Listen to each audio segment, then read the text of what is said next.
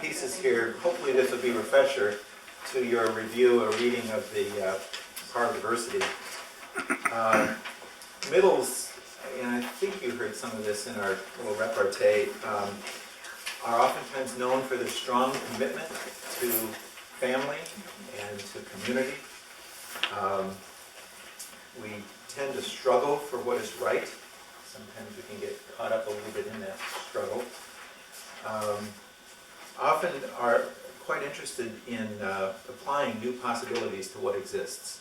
In other words, taking a fresh idea and bringing it into an institutional context and trying to help introduce that and spread it.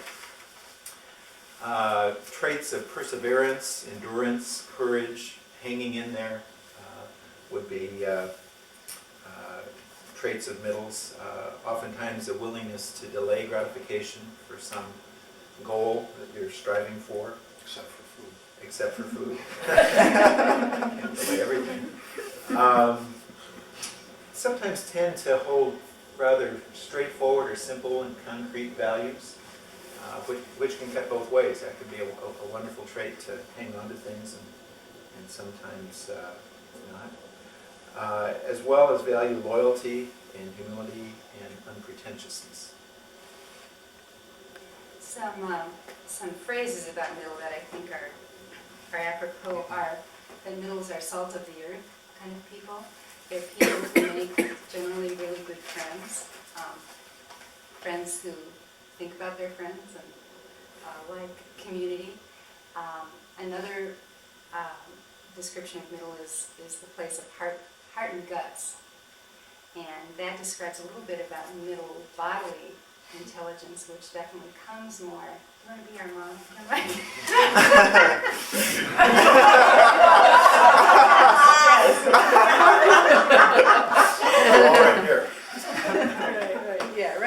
Right, yeah, right there. But also just in terms of sort of a sturdy frame is how I think about it. Good strong My stock. mom said I was just big bone. Yeah, my mom said that about me too. And lots of sort of holding shoulders, kind of holding things through there. Anything else about it? I was thinking about in organizations, the incrementalists. Often, it was refreshing to go back and look at this again, because in our organization, and me being in the middle, I've noticed that over the years we've just incrementally done things to change the organizational direction, not in full swoop, kind of wholesale changes, but very methodically, though I'm not a detailed person necessarily, I rely on other people, but I'm loyal to them. And the axes I think are important. Just speak anecdotally of my own middleness.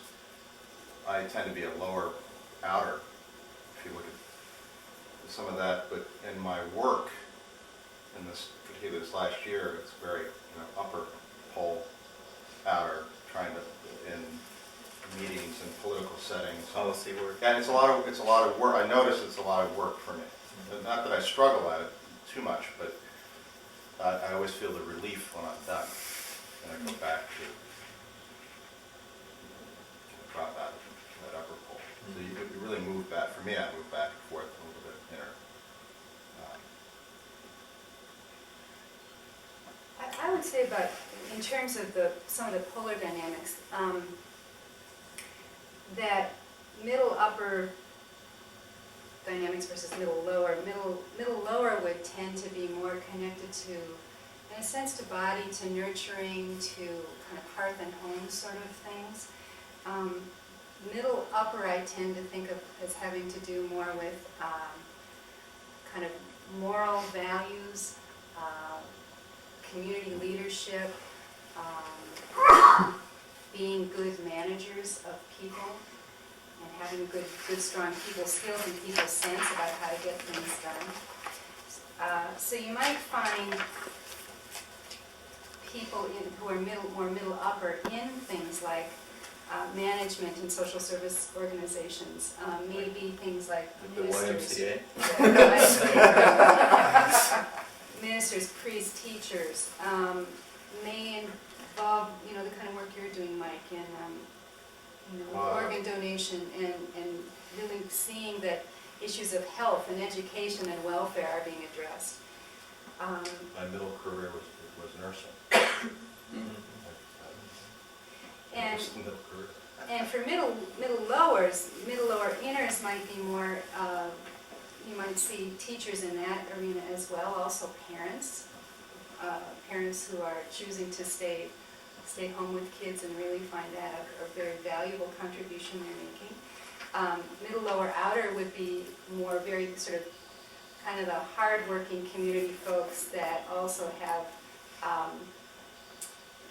sometimes maybe it gets caricatured in the middle, but they're very important, where strength and endurance are important, whether they're firefighters or construction workers, police. A lot of school teachers. A lot of teachers are middle.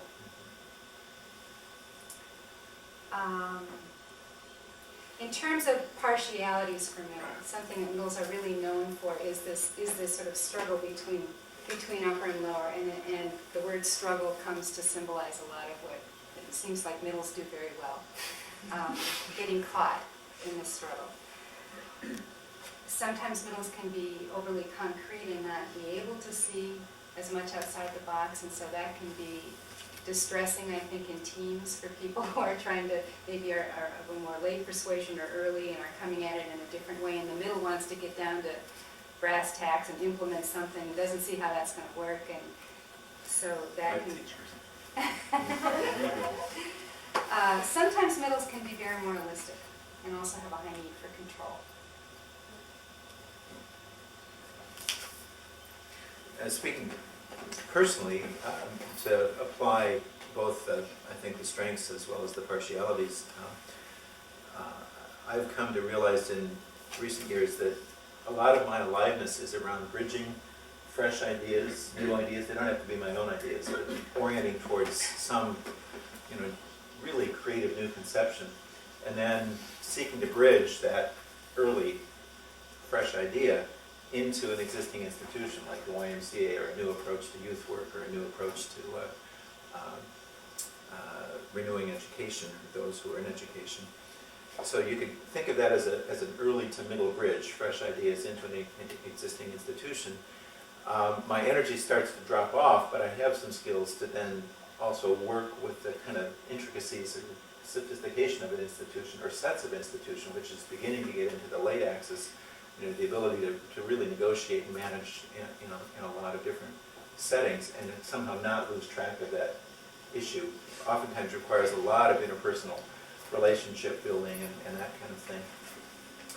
As Marcy alluded to, though, sometimes this middle can get kind of bound up in that process, and it can be, one of the traps is to start making moral judgments or moralizing in those situations, as opposed to maybe being able to step back sometimes and just kind of realize what's going on, and then say, okay, what would be the most creative response, rather than how do I lock horns with this person? What would be ways to move through that? And it's also interesting that